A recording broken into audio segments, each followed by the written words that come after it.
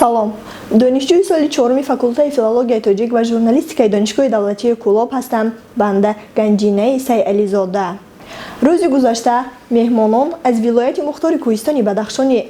Тоҷикистон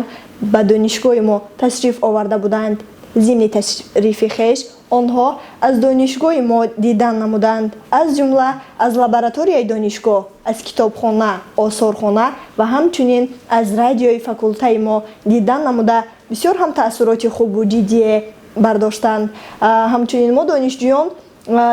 аз рафти кору бори онҳо огаҳӣ ёфта, инчунин онҳо низ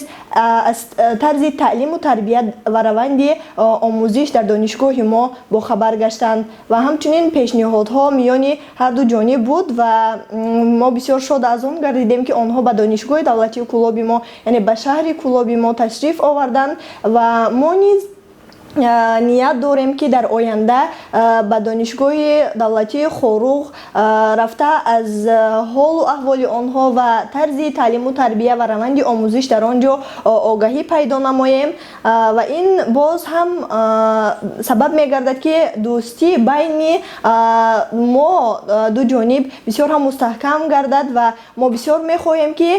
мо ҷавонони даврони истиқлолият дар мамлакат ва дар мавзеи сулҳу субот ва орому осоишта якҷоя дӯстона умр ба сар барем ва ин равандҳои дӯстию рафоқат миёни Бадахшон ва вилояти Хатлон боз ҳам хубтару беҳтар гардад.